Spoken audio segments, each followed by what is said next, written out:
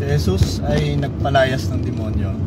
Magandang umaga po mga kapatid, kamusta po kayo? Isang napakagandang ebanghelyo na naman ang ating pagbibigyan po ng reflection.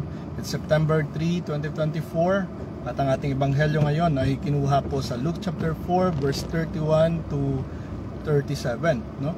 Na kung saan ang ating Panginoong Jesucristo po ay nangaral doon sa Capernaum. At sa loob nga ng sinagoga, ang kanyang pagpasok doon ay may isang taong inaalihan ng masamang espiritu. At ano pong ginawa ng ating Panginoong Jesucristo? Nako, kanyang tinaboy po ang masamang espiritu sa tao na ito. At doon nga, sinabi sa kanya ng tao na, ikaw ang anak ng Diyos na banal. Isang napakagandang proclamation, no, na ginawa ng isang taong inaalihan ng demonyo dahil siya mismo ay alam na alam niya ang kapangyarihan ng ating Panginoong Jesucristo. So dito nga mga kapatid, ipinapakita sa atin ang ebanghelyo natin ngayon in Luke chapter 4 verse 31 to 37 na kung saan ipinapakita po nitong authority of Jesus Christ, no? Pinapakita ang napakalaking otoridad ng ating Panginoong Jesucristo na una sa pagtuturo ng magandang balita at pangalawa sa pagtataboy ng masamang espiritu. So ngayon nga po, no, sa ating simbahan ay naging parte na ito ngayon ng kampanya na tulungan ang tao, lalong-lalo na ang mga ginagambala ng mga masasamang espiritu.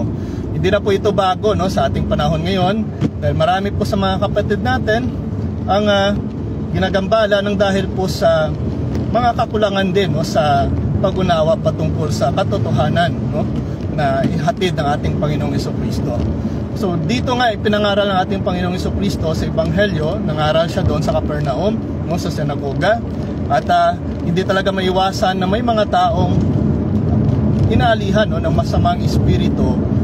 Kung kaya ito ay nagiging rason, no, ng kanilang totally depart, no, sa ating Panginoong Jesucristo, totally pagsunod sa ating Panginoong Jesucristo dahil nga sila mismo sa kanilang sarili ay hindi nila namamalayan na may kaakabay o kaakibat pala, no, na masamang espiritu, no, na nakabantay, na nanggugulo, no, sa kanilang isipan, no, sa kanilang puso. Kung kaya dito nga po, no, ang ginawa ng ating Panginoong Jesucristo ay pinalayas niyang masamang espiritu sa taong ito, no, sa taong inaalihan ng masamang espiritu. Ganito din po ba, no, ang mga nangyayari ngayon? Ganito rin po ba ang marahil, no, isa sa mga experience po natin na baka nang dahil po sa pakikinig natin, no, sa magandang balita, pakikinig natin sa mensahe ng ating Panginoon ay napapaalis natin sa ating sarili, sa kapangyarihan po ng ating Panginoong Jesucristo ang mga masasamang espiritu, no, na nakabantay, no, na nakatago sa ating sarili at siyang nagiging rason, no, upang gambalain tayo at upang maging totally departed tayo, no, sa ating Panginoong Jesucristo. Kung kaya napakaganda din po na gawin ang makinig parati, no, sa ebanghelyo, no, sa magandang mensahe ng ating Panginoong Jesucristo. Kagaya po ng taong yon na nung nangaral ang ating Panginoong Jesucristo sa Capernaum ay again, no, ay nagwala dahil nga sa masamang espiritu na nakabantay sa kanya, na masamang espiritu na nasa kanya. At ang ginawa ng ating Panginoong Jesucristo ay pinalaya siya, no, in the authority of Jesus Christ, pinalayas itong masamang espiritu. And same case na ginagawa po ng ating simbahan. Through the authority of our Lord Jesus Christ, pinapalaya sa mga masasamang espiritu, no? Dahil mismo yan ang isa sa mga rason kung bakit hindi tayo totally makakonect sa ating Panginoon. Hindi tayo totally makasunod, no, sa kanyang mga kautusan. So dito nga po mga kapatid ay pinapaalala po sa atin that we must to rely, no, in the authority of our Lord Jesus Christ.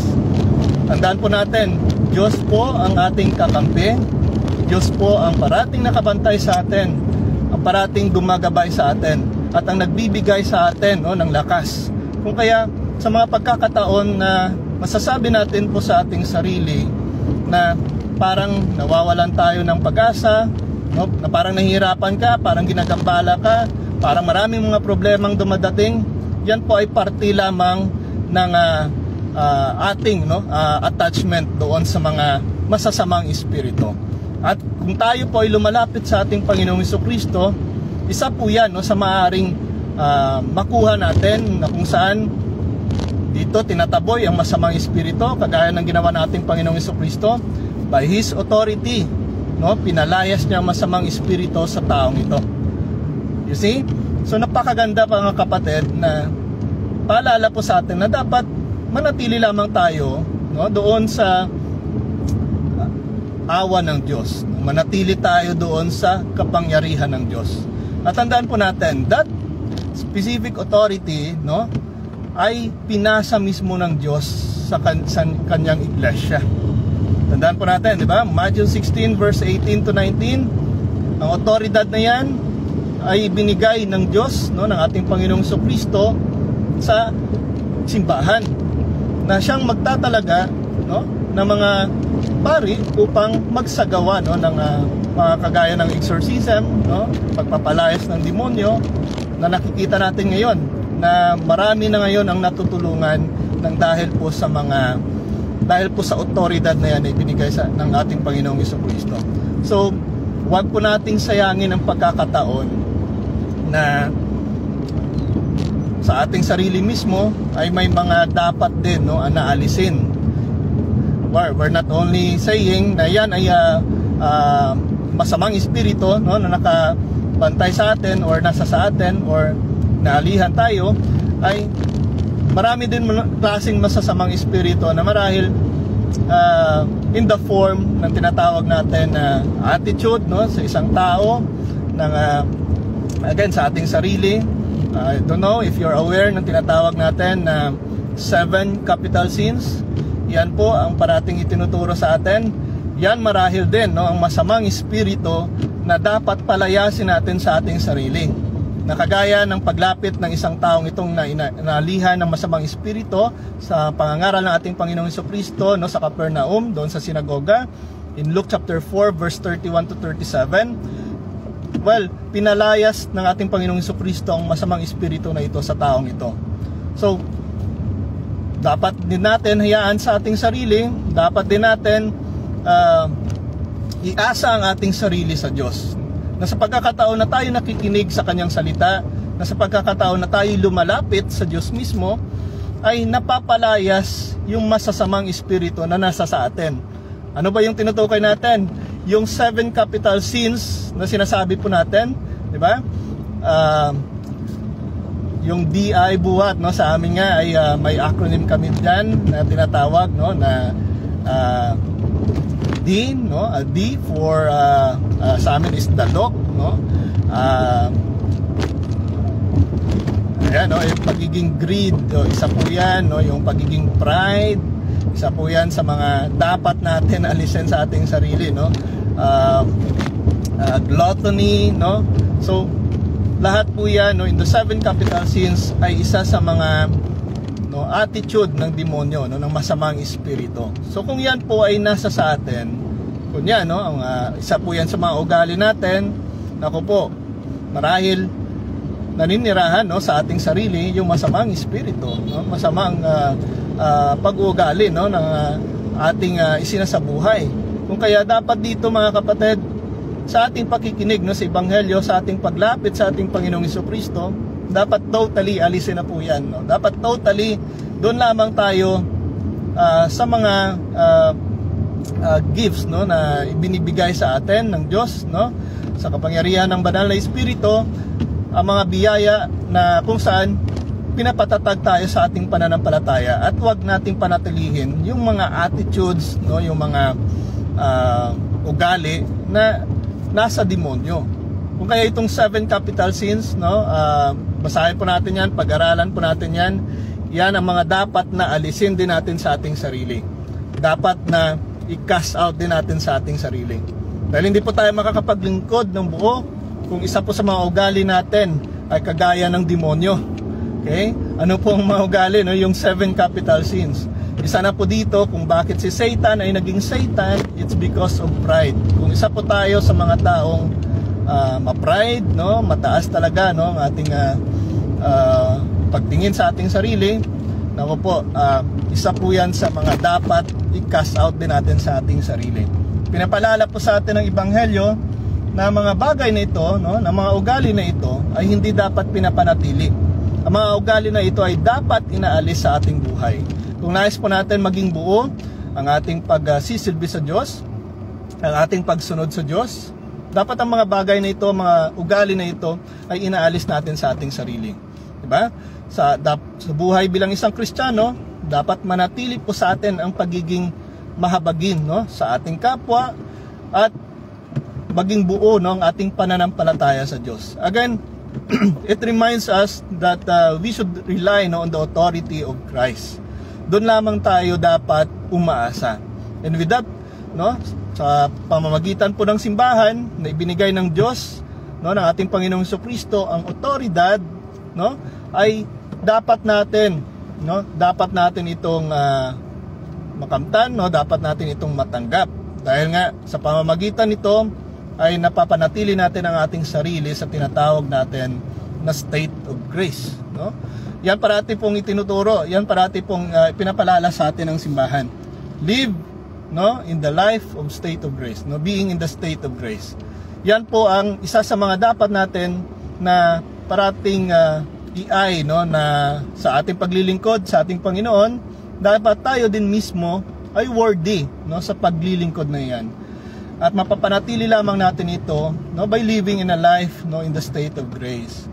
Malayo po, no, sa kasalanang mortal. Yan po ang isa sa mga dapat natin panatilihin sa ating sarili. At nakakatakot dahil marami po ngayon sa mga kapatid natin ang umaasa, no, sa ibang kapangyarihan at hindi umaasa doon sa otoridad mismo ng ating Panginoong Jesucristo. Because of fear, isa po yan sa mga rason, no? Nang dahil mismo sa takot, marami po sa atin ang nalilihis ng landas, di ba? Kapag nagkasakit yung isang tao, inaasa natin sa ibang kapangyarihan, hindi sa simbahan. Madalas, tayo pang mismo mga Katoliko ay lumalapit doon sa mga occult practitioners instead na ilapit natin, no, ang ating sarili, yung may sakit mismo sa otoridad na ibinigay ng ating Panginoong Jesucristo sa simbahan. Ang simbahan po ay hindi po nagkukulang, parating nagpapaalala, at ang hinihingi po natin na kagalingan ay nasa simbahan din. Kung kaya sa kapangyarihan mismo ng ating Panginoong Jesucristo, dapat tayong umasa na kung ano man ang ating mga karamdaman, kung ano man ang ating mga iniinda, no, na sakit, ay dapat natin iasa sa otoridad mismo ng ating Panginoong Jesucristo. And I think that's something na dapat i-cast out din natin sa ating sarili. Ang attitude na full of fear, no? Buhay na puno ng takot.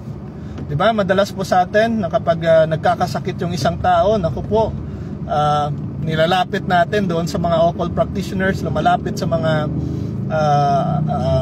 babaylan, no, sa mga albularyo upang magpagaling. Yan po ang nagiging dahilan ngayon na dahil sa paglapit natin sa kanila ay napapalayo naman tayo doon sa simbahan, napapalayo tayo doon sa ating Panginoong Jesucristo. So, nais ba natin manatili na malayo sa kapangyarihan ng Diyos, sa otoridad ng Diyos? I don't think so, no? Dapat manatili lamang tayo doon at doon lamang tayo nakatuon. Dahil madalas yung inaakala po natin na makakapagbigay sa atin ng kagalingan, kagaya po ng mga occult practitioners, ay sila pa itong maghatid sa atin ng mas malalang problema. Diba? Parati po nating pinakinggan si Father Sikia na nagtuturo sa atin na yung paglapit natin sa mga occult practitioners, hindi naman talaga nagpapagaling sa tao, hindi naman talaga nagbibigay sa atin ng kagalingan. Pero ang ginagawa nila is sinosuppress lamang, no, yung karamdaman, pinapalitan, no, ng ibang pamamaraan na naman or pag-atake ng demonyo na naman.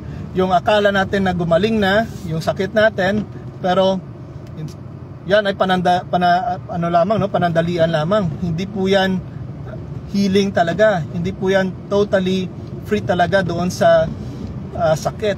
Pero ang nangyayari is pinapalitan lamang, no, isinosuppress.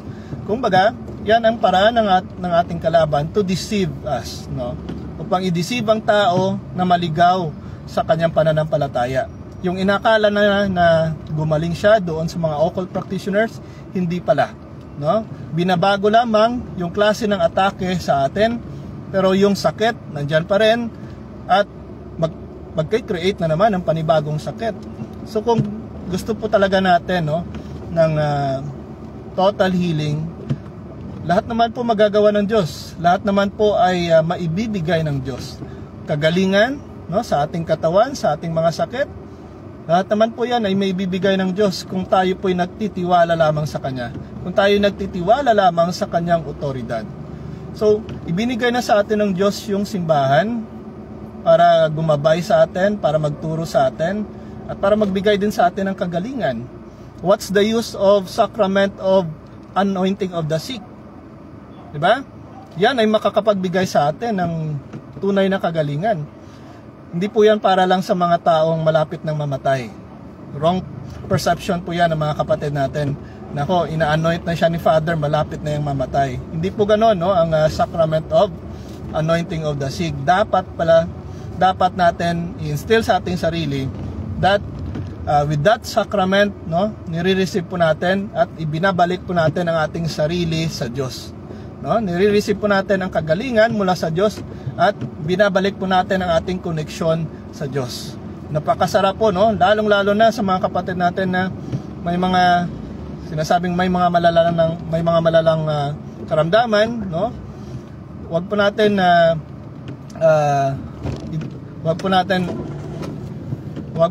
no, i-deny, huwag po natin doon lamang, no, na nakarely, no, sa ibang kapangyarihan. Huwag po natin silang ilapit doon, no? Instead, ilapit po natin sa kapangyarihan mismo na ibinigay ng Diyos, sa authority mismo na ibinigay ng Diyos sa simbahan na pagpapagaling. The sacrament of anointing, isa lamang po yan, no, sa mga biyaya ng Diyos talaga na ibinigay sa atin. Kung kaya wala talagang kulang, no, sa mga biyaya ng Diyos na ibinibigay po sa atin, no, sa ating mga mananampalataya, no? Exorcism is just only part ng ministry, no, ng sacrament of anointing of the sick, because exorcism also heals a person, no, lalong-lalo na yung mga inaalihan ng masamang espiritu na nagbibigay sa kanila ng karamdaman, and with that ministry napapaalis yung masamang espiritu at natatanggap ng isang tao ang kagalingan sa kanyang sarili. So dito po pinapaalala sa atin na ang biyaya ng Diyos ay hindi po nagkukulang, no? Parating sapat at parating may nakalaan talaga sa bawat problema na kinakarap natin dito sa mundo. So dapat doon lamang tayo nakatuon, no, sa katuruan mismo ng simbahan. Ayan, so isang mapagpalang oras po mga kapatid, at binibigyan po natin ng reflection, no, patungkol po sa gospel natin ngayon, Luke chapter 4 verse 31 to 37, kung saan nangaral po ang ating Panginoong Jesucristo doon sa Capernaum, at sa loob na ng sinagoga ay nakaharap siya ng isang taong inaalihan ng masamang espiritu, no? At ano pong ang declaration ng inaalihan ng masamang espiritong yon? Kinikilala niya na ang ating Panginoong Jesucristo ay anak ng Diyos na banal. So marahil nga din po, isa rin po yan sa paalala sa atin, no? Lalong-lalo na dito sa ating henerasyon ngayon na marami ang hindi kumikilala sa ating Panginoong Jesucristo at hindi itinuturing ang ating Panginoong Jesucristo na banal, no? By denying His divinity. Again, isa rin po yan sa pag-reject, sa pagkilala sa Kanya bilang isang banal. So ito din po ay paalala sa atin, sa mga kapatid natin, na dapat talagang suriin, no, ang ating pananampalataya, ang ating pagkilala sa Diyos. Dapat natin panatilihin na nakakonect pa rin doon sa katuruan mismo na ibinigay na mismo ng ating Panginoong Jesucristo first century pa lang, no? Dapat nakakonect sa itinuturo mismo ng mga apostol, ng mga unang Kristiyano. So kung kaya dito dapat nating iasa, no? Dapat nating iasa ang ating sarili, ang ating pananampalataya, at huwag tayong umasa doon sa mga katuruan na gawa-gawa lamang ng tao, no? Na sa mga katuruan na ginawa lamang ng isang tao sa kanilang pansariling interes, okay? Interpretasyon, no, sa kanilang sarili. Nako, marami na ngayon sa mundong itong nagpapakilala na propeta, na mensahero, na disipulo, na appointed son. Nako, marami na po nagpapakilala na ganon. At lahat po sila, of course, no, kumita ng dahil po sa kanilang mga pamamaraan na ito. So kung tayo din po ay nananaliksik, tayo din po ay totoong talagang naghahanap ng katotohanan, dapat alamin natin, no, doon sa mga taong yan na nagtuturo kung may katotohanan nga ba. Okay? So sa panahon po ng Old Testament, nako, mention na po sa Bible kung sino po mga legit talaga ng mga propeta. Pero sa panahong ito, nako po, maraming nagpapakilalang propeta. Huwag po tayong maniwala dahil again, no, pagdating ng ating Panginoong Jesucristo bilang huling propeta, no, ay wala na pong ibang susunod. At mismo klaro na, no, na ibinigay sa atin ng ating Panginoong Jesucristo ang New Covenant, no, ang bagong katuruan na magpapanatili sa atin, no, sa ating relasyon sa Diyos. So dito ipinapaalala sa ating mga kapatid na maging mapagsuri po tayo, no, lalong-lalo na sa mga bagay na patungkol sa ating pananampalataya. Dahil again, no, ang faith natin ang nagiging basihan, no, ng ating mga aksyon sa buhay. So kung mali po ang ating pananampalataya, marahil magiging mali din ang ating mga ginagawa.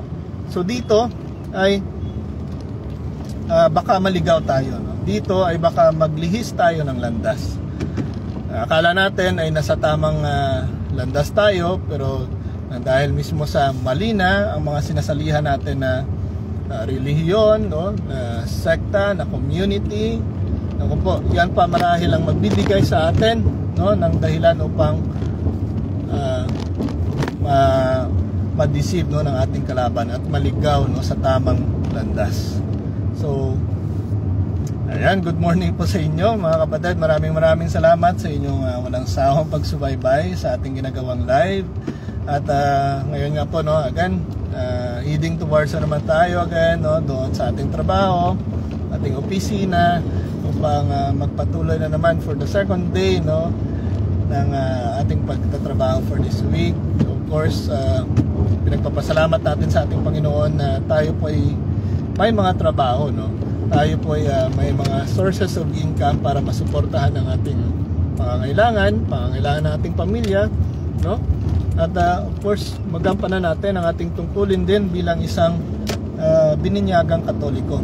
Kaya lahat po tayo ay binigyan ng Diyos, no, ng katungkulan upang magbahagi, no, ng magandang balita. So ang command ng ating Panginoong Jesucristo bago po siya umakyat sa langit is not only limited doon sa mga apostol, sa kanyang pagsasabi na umayo kayo, no, sa buong mundo at gawing alagad ang lahat ng mga tao. Yan po ay same command, no, same obligation, responsibility na inaatas din ng Diyos sa atin, no, sa ating mga bininyagang Katoliko. Yan po ay papel mismo ng isang bininyagang Katoliko. Kung kaya dapat natin, no, dapat natin panatilihin ang essence na yan, no, ang gawain na yan, ang pagsasabuhay ng inatas ng Diyos sa atin. Dahil sa uli ay isa po yan sa magiging katanungan ng Diyos, no? Nagampanan ba natin ang ating obligasyon dito sa lupa? Nagampanan ba natin ang utos ng Diyos sa atin dito sa lupa? Naibahagi ba natin sa mga kapatid natin ang Ebanghelyo? So marahil yan po ang magiging katanungan ng Diyos sa atin. At again, no, nakabase talaga sa mga ginawa natin dito sa mundo, no? So kung yan ay sinasabuhay po natin, no, we can guarantee that of course God will bless us, no, will grant us rewards. At alam naman po natin na ang Diyos ay faithful, no, sa kanyang promesa. At talagang hindi niya po, no, pinapayagan na ito'y mawala na lang, no? Kagaya ng ating mga kapatid na nalilihis ng landas, ayaw ng Diyos na mawala po kahit isa sa kanyang mga tupa. Kagaya nga ng sinasabi ng Ebanghelyo, di ba?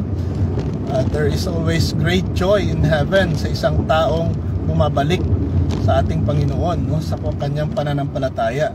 Kung kaya ito nga ay palala din sa atin na maging paigtingin pa natin, no, ang ating mga ginagawa na pag-evangelize sa mga kapatid natin, lalo na po dito, no, sa ating page dito sa Mr. Curious Catholic, no. We will try our best na maibahagi ng tuloy-tuloy, no, ang katotohanan, no, pagpapahayag ng katotohanan. So medyo busy pa po tayo sa ating trabaho at dahil nga, no, ay pasukan na, so back to work na, at yung paggawa ng mga content ay again nadi-divide na po yung attention natin. So please pray for me na maipagpatuloy po natin ang mga ginagawa natin ito, no? Panalangin po natin ang bawat isa na maipagpatuloy natin ang mga inasa ng Diyos sa atin, no, na gampanin. So ito ang page ay again tinuturing ko, no, na isang obligasyon na ibinigay sa akin ng Diyos upang maging platform, no, sa pagpapahayag ng magandang balita, sa pagpapahayag, no, ng katotohanan, lalong-lalo na sa mga ginagawa po nating pagsagot doon sa mga argumento ng mga kapatid natin. Kung kayo po dito na nanonood, no, you have the potential na maging isang evangelizer sa social media. Ako po, malaking tulong na po yan para sa ating simbahan, no, sa pagpalaganap ng magandang balita at sa pagtuturo sa mga kapatid natin ng tunay na katuruan, no, ng ating Panginoong Jesucristo. At nang sa gayon ay maiwasan po natin itong mga kapatid natin na naliligaw ng dahil po sa mga maling katuruan ng mga kapatid natin sa ibayong pananampalataya. Rampant na po ngayon ang mga vloggers din, no, sa ibang pananampalataya. Kung tayo po, no, na those who have potentials, no, sa pagpapalaganap ng balita, no, lalong-lalo na sa social media, which is napaka-broad po, no, ng sakop nito. Huwag po natin hayaan, no, na again, no, mag-dominate yung mga kapatid natin, no, diyan sa social media. At yan na lang parati na makikita ng mga kapatid natin diyan, no, sa kanilang news feeds.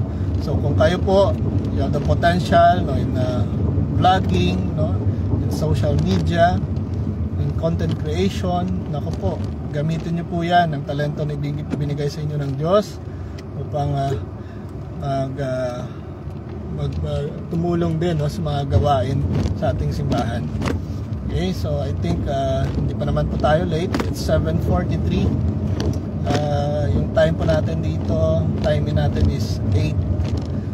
So hindi pa naman tayo late, pero mag-aagahan pa po tayo dahil nga dito na po tayo nag-aagahan, no, sa eskwelahan.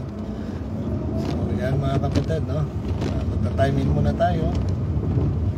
At kamusta po kayo dyan mga kapatid? After mag-timing po tayo, tingnan po natin yung mga ano dito, no? Okay, so maghanap po na ako ng parking lot. I think parang wala na.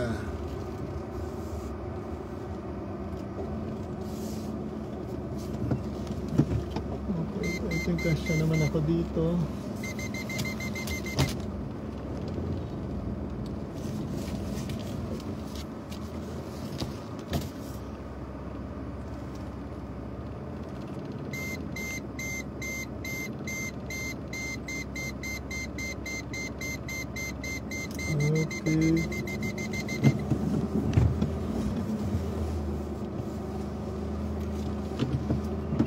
Okay. Maliit lang naman yung sasakyan natin. So yan, nagkasya din, no? And so praise God dahil safe po tayo nag-travel at nakarating dito sa ating trabaho ng safe. So ayan, sana'y safe din po kayo, no, sa inyong pagbiyahe. At sana makarating din po tayo, no, ng safe, no, sa ating mga trabaho. So ayan mga kapatid, ayan, time na po tayo upang kapagsimula na, no, ng ating mga gawain dito. So ayan. So mamaya-maya ay babalik po ako dito upang see ng mga comments, no, sa mga kapatid natin. Okay, so tingnan muna natin dito. Ayan, so ngayon, patuloy pa rin no, yung construction dito sa amin. Kaya online classes pa rin yung ginagawa namin dito. Sir? So, ayan.